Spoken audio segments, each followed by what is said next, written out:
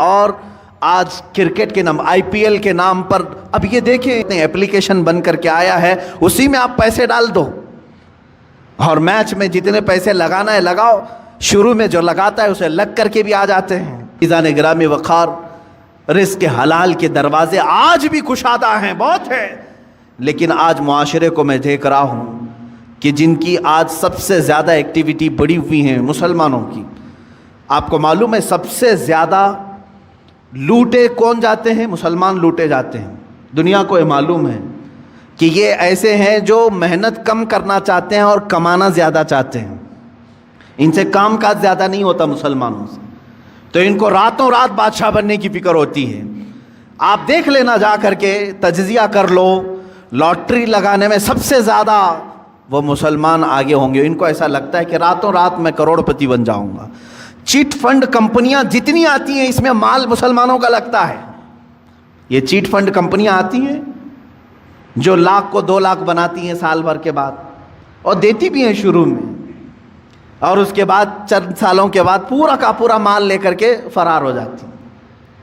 حیدرآباد میں ہوا، بنگلور میں ہوا، ممبئی میں، یہ کنٹینیو چلتے رہتے ہیں۔ میں آپ کو بتاؤں، چیٹ فنڈ کمپنیاں نئی نئی آتی رہیں گی، ان کو پوری ٹریننگ دی جاتی ہے چلانے کی، نئی نئی اسکیمیں لانے کی، اور جو ڈسے ہوئے ہیں مسلمان، اب بھی اگر نئی کمپنی آئے تو پھر جا کے بھریں گے، پھر بھریں گے۔ کیوں؟ حلال کھانے کی جب فکر نہ ہو، محنت کرنے کی جب عادت نہ ہو، تو شیطان اسی طرح سے ان کے ذہن کو ورغلاتا ہے، اور راتوں رات اپنے پورے پیسے لگا کر کے ڈبل چاہتے ہیں۔ یہی تو سود ہے، یہی تو بیاج ہے جو حرام کھانے کی فکر ہے۔ اور آج کرکٹ کی دنیا میں جو پیسے لگائے جا رہے ہیں، اور جان بوجھ کر کے اس زمانے میں مسلمانوں کو، نوجوانوں کو اس میں مبتلا کیا گیا ہے کہ تمہارا مال ختم ہو جائے۔ حیرت کی بات ہے کہ پہلے شرم محسوس کرتے تھے لوگ بیاج کہنے کو، سود کہنے کو، گیمبلنگ کہنے کو، جوا کہنے کو۔ کرکٹ کے نام پر دنیا تمہیں جوئے میں ملوث کر رہی ہے اور تم خوشی سے کھیلے جا رہے ہو۔ یاد رکھو، جس نے جوئے کو دیکھا، جوا بازی کیا نہیں، کھیلا نہیں، دیکھتا رہا، اللہ رب العزت کا عذاب اسے گرفتار کرے گا۔ سب سے بڑا عذاب اللہ کا یہ ہے کہ موت سے پہلے ایمان چھین لیا جائے۔ خطرناک عذاب ہے اللہ کا۔ جوا اللہ رب العزت کی بارگاہ میں ہرگز پسند نہیں۔ انما الخمر والمیسر والانصاب رجس من عمل الشیطان، اللہ فرماتا ہے شیطان کی غلاظتوں میں سے ہے یہ جوا، شیطان کی غلاظتوں میں سے، شیطان کے پخانوں میں سے ہے یہ۔ اتنی غلیظ چیز ہے جس کو آج فخر کے ساتھ کر رہے ہیں، بیٹنگ لگانا، بکنگ کرنا، اور آج کرکٹ کے نام IPL کے نام پر اب یہ دیکھیں، پہلے تو گورنمنٹ میں بھی اس طرح کا جرم سمجھا جاتا تھا نا، بیٹنگ کرنا اور پیسے لگانا، میچ فکسنگ کرنا، یہ سب جرم سمجھا جاتا تھا، بلکہ آج تو یہ ہے کہ اسی نام پر یہ کھیل چل رہے ہیں، اسی نام پر۔ مجھے ہمارے ایک بچے نے کہا کہ اب تو ایپ بنا دیا گیا ہے، ایپلیکیشن، کہ کہیں ادھر ادھر ایجنٹوں کو پیسے دینے کی ضرورت نہیں، ایپلیکیشن بن کر کے آیا ہے، اسی میں آپ پیسے ڈال دو اور میچ میں جتنے پیسے لگانا ہے لگاؤ، شروع میں جو لگاتا ہے اسے لگ کر کے بھی آ جاتے ہیں، اور یہ خوش ہو جاتا ہے نوجوان، میں نے 500 لگایا تھا، 1000 آ گئے میرے پاس۔ اللہ کی پناہ میرے عزیزو، تمہارا ایمان غارت ہو جائے گا، ختم ہو جائے گا۔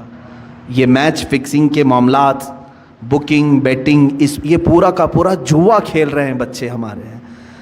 سنو حدیث پاک، میرے آقا صلی اللہ تعالیٰ علیہ وسلم نے فرمایا، جو سود کھایا یا جوا کھیلا، توجہ، جوا کھیلا، میں خالی کرکٹ کی بات نہیں کر رہا ہوں، ہمارے بچے اپنی فٹنس کے لیے بہت سارے کھیل کھیلتے ہیں، میں نے کبھی ان کو نہیں روکا، آپ ورزش کی نیت سے بہت ساری چیزیں، لیکن وہی پیسہ لگا کر کے کھیلا، جوا ہو گیا، جوا ہو گیا، پورا کا پورا جوا ہے، گیمبلنگ ہے۔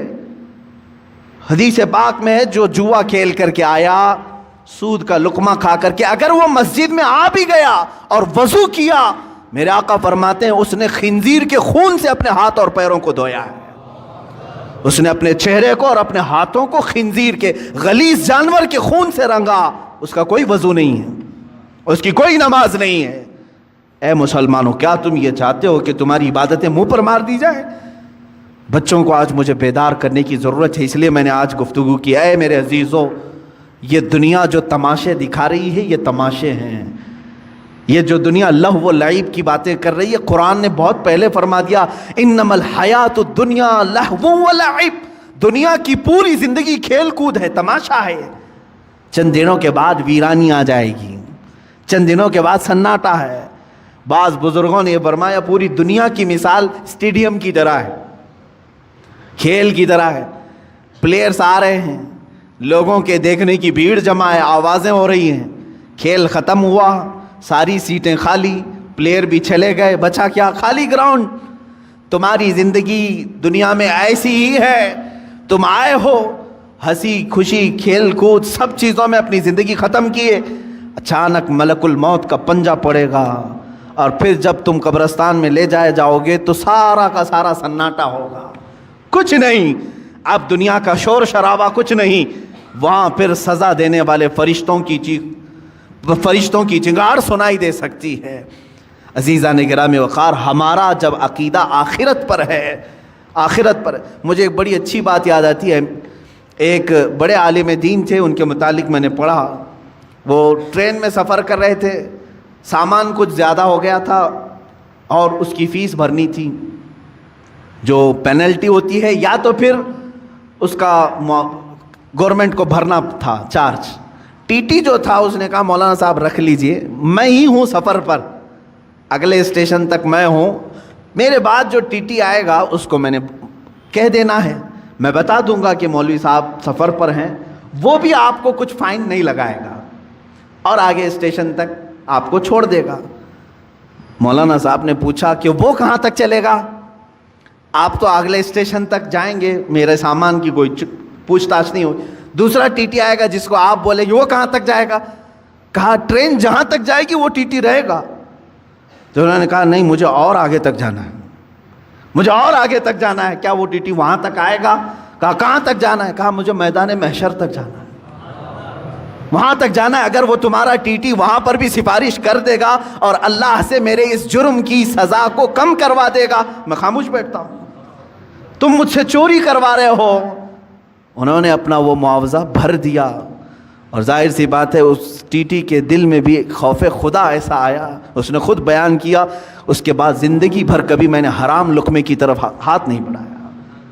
ہمارے اسلاف اور ہمارے بزرگوں نے ہمیں یہ سکھایا ہے۔ آج امت کے پاس حلال لقمے بہت سارے ہیں۔ شیخ علی دقاق رحمۃ اللہ تعالیٰ علیہ کی ایک حکایت میں نے پڑھی تھی، یہ پہاڑوں پر جا کر کے عبادت کرتے تھے، ایک دن پہاڑوں کے اوپر یہ لکڑیاں کاٹنے کے لیے بھی جاتے تھے، لا کر کے بیچتے تھے کاٹ کر کے۔ ایک دن دیکھا ایک تھیلا وہاں پڑا ہوا ہے، تھیلی چھوٹی سی، اور اس کو ہلا کر کے دیکھا تو سونے کے سکے تھے، اشرفیاں تھیں۔ ظاہر سی بات ہے راستے میں اگر کسی کو سونے کی اشرفیاں مل جائیں تو اس کے کیا ہے، وارے نیازیں ہیں۔ اور انہوں نے اٹھایا، کہا کہ دل تو نہیں چاہتا کہ اس میں سے میں اپنے لیے کھاؤں، یہ لقطہ ہے، لقطہ کے احکام الگ ہیں شریعت۔ انہوں نے کہا میں یہ کسی مستحق کو دے دوں گا، لے لیا، دل میں ذرا برابر خرابی نہیں آئی۔ نیچے آئے، پہاڑ سے اتر کر کے دیکھا ایک حبشی غلام کالا، جس کے ہونٹ چوڑے تھے، معذور تھا، ہاتھ نہیں تھے پیر تو تھے، معذور شخص تھا، بیٹھا ہوا تھا، پسینے میں شرابور تھا۔ شیخ علی فرماتے ہیں مجھے لگا اس سے زیادہ مستحق کون ہوگا، اس کے پاس کھانے پینے کی کوئی چیز نہیں، کچھ نہیں۔ آپ لے جا کر کے وہ سونے کے سکے والی جو تھیلی ہے، اشرفیوں کی تھیلی، اس حبشی غلام کو دے دیتے ہیں، لے تو اپنے خرچے کر، اس میں مزے کے ساتھ زندگی گزار۔ اس حبشی نے کہا اے علی دقاق، لے جاؤ اس کو، جہاں سے اٹھایا وہیں رکھو، پچھلے 1 سال سے روزانہ میں دیکھ رہا ہوں، پچھلے 1 سال سے میں اس کو روزانہ دیکھ رہا ہوں، آج تک ہاتھ نہیں اٹھایا۔ میرے عزیزو، شیخ علی دقاق فرماتے ہیں کوئی حبشی غلام، وہ اس زمانے کے قطب تھے جنہوں نے ہاتھ لگانے کو بھی منع فرمایا۔ آج ہم ان اسلاف کی روشنیوں کو بھول کر کے دنیا جو ہمیں ہے یہ کرشمے دکھا رہی ہے اس کے پیچھے پڑ گئے۔ موبائل اپلیکیشن میں اگر تمہیں پیسے بھرنے کی بات آ گئی، سوچا آسانی سے بھر دوں گا، کوئی نہیں دیکھ رہا ہے، میں میچ میں بیٹنگ لگا دوں گا، کسی ایجنٹ کے پاس نہیں گیا، اسی اپلیکیشن میں بھر دیا 500، کون دیکھ رہا ہے، میرے اکاؤنٹ سے کٹ گئے۔ یاد رکھو اللہ رب العزت علیم و خبیر ہے، لا تأخذہ سنۃ ولا نوم، جس کے پاس تمہیں فیصلہ دینا ہے اسے تو اونگ بھی نہیں آتی، نیند بھی نہیں آتی۔ ہم سے بچ لو گے، آج دنیا سے بچ لو گے، دوست و احباب کو چھپا کر کے تم جوا کھیل لو گے، لیکن دوست و احباب تمہارا نہ فیصلہ کرنے والے ہیں، نہ تمہیں سزا و جزا دینے والے ہیں۔ جس کے پاس فیصلہ ہونا ہے اس کی تو شان یہ ہے کہ اسے اونگ بھی نہیں آتی، وہ غافل بھی نہیں ہے کسی چیز سے، تمہارے حالتیں، تمہارے دل کی خبریں وہ سب جان رہا ہے۔ تو یاد رکھو، جو نوجوان اس آفت اور بلا میں ملوث ہو گئے ان کے لیے میں کہوں گا کہ تمہارے لیے دردناک عذاب ہے، دردناک عذاب ہے۔ یہ راستہ جو تم نے چنا ہے یہ اسلامی راستہ نہیں ہے۔ اب حرام کی جو وعیدیں ہیں جانتے ہو، اللہ اکبر، میرے آقا صلی اللہ تعالیٰ علیہ وسلم نے فرمایا جس نے حرام لقمہ کھایا، سود کا ہو کہ جوا کا ہو، حدیث میں سود کے لیے یہ لفظ آیا ہے، جو راتوں رات کمانے کے چکر میں خواب دیکھتے رہتے ہیں ان کے لیے بھی سنیں آپ، پیسے 1,00,000 روپے ہیں تو سوچتے مارکیٹ میں گھما دوں گا، لگ کر کے تو آ جائیں گے، لوگ اپنی ضرورتوں کے اعتبار سے یوز کر لیں گے اور مجھے بڑھا کر کے دے دیں گے۔ یہ جو سودی کاروبار میں جو لوگ ملوث ہیں، میرے آقا صلی اللہ علیہ وسلم فرماتے ہیں یہ سود 1,00,000 2,00,000 کھانے کی بات الگ ہے، جس نے 1 درہم کھایا، 1 لقمہ کھایا، گویا کہ اس نے خانہ کعبہ کے سامنے اپنی ماں سے زنا کیا، معاذ اللہ رب العالمین، 100 بار معاذ اللہ۔ رونگٹے کھڑے ہو جاتے ہیں، اس طرح کی وعید آئی ہے، اتنی خطرناک وعید کسی اور گناہ پر میں نے نہیں پڑھی، اتنی سخت وعید ہے حرام لقموں کے متعلق۔ مسلمانوں کو تو ان حالات میں میرے عزیزو اللہ کی بارگاہ میں جواب دینا ہے، ہر نوجوان کو، ہر مرد کو، ہر عورت کو، تمہارے لیے حلال راستے کشادہ ہیں۔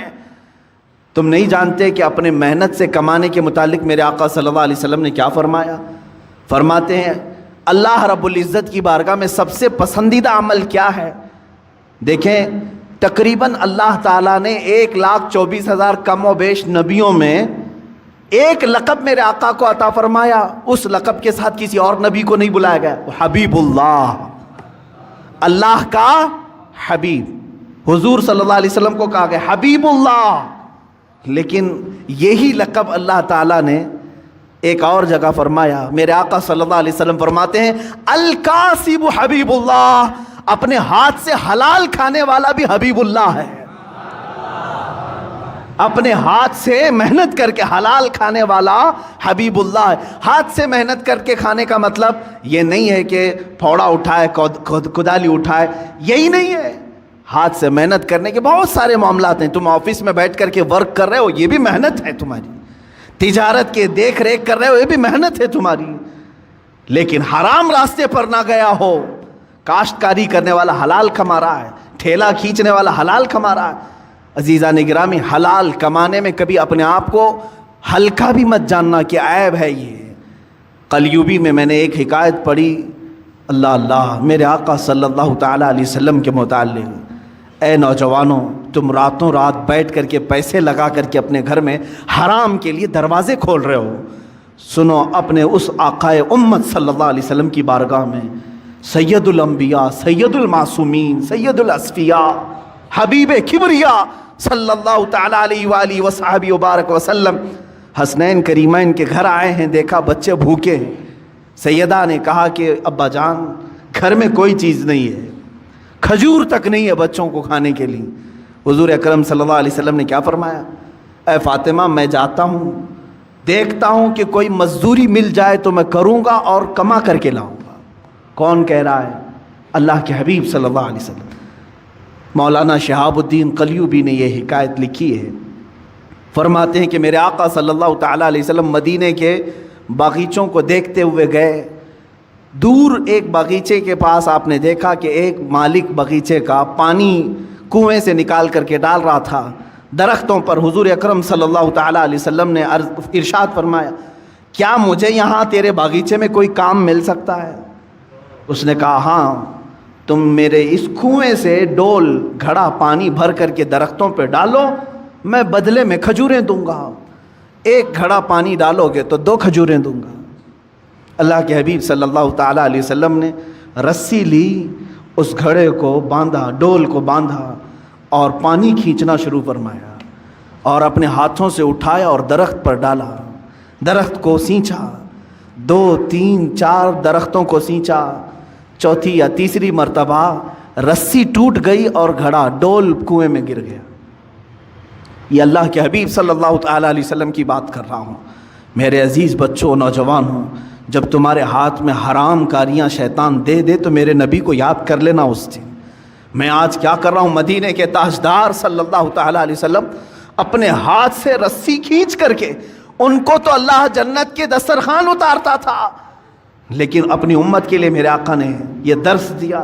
رسی ٹوٹ گئی، گھڑا اندر گر گیا، باغیچے کا مالک نہیں جانتا تھا، آیا اس نے ہاتھ اٹھا دیا، مزدوروں کے ساتھ جس طرح کیا جاتا ہے۔ اللہ کے حبیب صلی اللہ تعالیٰ علیہ وسلم نے جواب نہیں دیا، میرے آقا صلی اللہ تعالیٰ علیہ وسلم نے جواب نہیں دیا، اس لیے کہ میں مزدوری کر رہا ہوں یا کام کر رہا ہوں۔ آپ نے گھڑے کو نکالا، پھر رسی کو باندھ کر کے اس کو دے دیا۔ غالباً اس دن 6 یا 8 کھجوریں ملی، وہی لے کر کے حسنین کریمین کو کھلانے کے لیے میرے آقا تشریف لائے، گھر میں تشریف لائے، وہی کھجوروں کے ساتھ۔ کائنات کا آقا و مولا اپنے ہاتھوں سے کما کر کے اپنے بچوں کو کھلا سکتا ہے، اور تم راتوں میں بیٹھ کر کے گیمبلنگ کر کے، جوئے کھیل کر کے اپنے گھر کو جہنم کی آگ سے بھرنا چاہتے ہو۔ کیسی امت ہے میرے آقا کی۔ حضور اکرم صلی اللہ تعالیٰ علیہ وسلم نے کسی کو یہ چیز بیان نہیں کی، لیکن جس نے ہاتھ اٹھایا تھا اس کے بعد اسے احساس ہونے لگا کسی حسین چہرے پر میں نے ہاتھ اٹھایا ہے۔ چاند جیسا کوئی میرے باغیچے میں اترا تھا۔ بعد میں بے قراری اتنی بڑی کہ جو گزرتا تھا اسے پوچھتا تھا کہ ایک ایسی شخصیت میرے ہاں آئی تھی، کون ہے یہ؟ لوگوں نے کہا کہ وہ تو محمد رسول اللہ تھے صلی اللہ علیہ وسلم۔ اس نے کہا وہی ہے؟ کہا ہاں۔ اس نے ندامت اور شرمندگی کی وجہ سے تلوار اٹھائی اور اپنا ہاتھ کاٹ دیا۔ کہا مجھے اس ہاتھ کی ضرورت تھی، میں نے ہاتھ اٹھا دیا۔ اسی حالت میں وہ مسجد نبوی آیا، اللہ کے حبیب صلی اللہ تعالیٰ علیہ وسلم کے پاس شام کے وقت آیا، زار و قطار رونے لگا، مجھ سے گستاخی ہو گئی، میں نہیں جانتا تھا، ہاں میں نے کبھی یہ نہیں سوچا تھا کہ اللہ کا رسول باغیچے میں میرے آ کر کے ڈول سے پانی سینچے گا، پانی نکال کر کے درختوں پر ڈالے گا۔ اللہ کے حبیب صلی اللہ علیہ وسلم نے کسی کو کچھ نہیں کہا، اس کے ہاتھ کو لے کر کے پھر سے مونڈے سے جوڑا اور اپنا لعاب پاک لگا کر بھیج دیا۔ صحیح ہو گیا وہ بندہ۔ میں نے قلیوبی میں یہ بات پڑھی ہے، صرف اس لیے عرض کرتا ہوں آج بچوں کو، نوجوانوں کو، تم کو شیطان یہ راستہ دکھاتا ہے کہ تم جہنم کی آگ اپنے گھروں میں، اپنے برتنوں میں، اپنے پتیلیوں میں بھر دو حرام رزق سے، اور اللہ کا حبیب صلی اللہ تعالیٰ علیہ وسلم تمہیں یہ درس دیتا ہے، رسول کریم صلی اللہ علیہ وسلم تمہیں یہ راستہ دکھاتے ہیں کہ تمہارا گھر حلال کی برکتوں سے منور ہو جائے، تم کھاؤ، نور پیدا ہو۔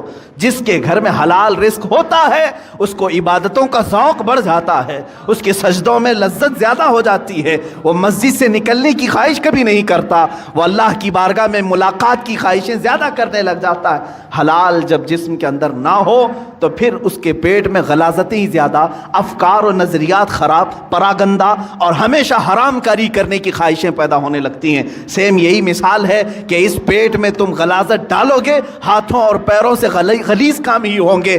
حلال لقمے ڈالو تو آنکھوں سے بھی نور چمکے گا، زبانوں سے بھی شہد ٹپکے گا، ہاتھوں اور پیروں سے بھی نیکیوں کے کام ہوا کریں گے۔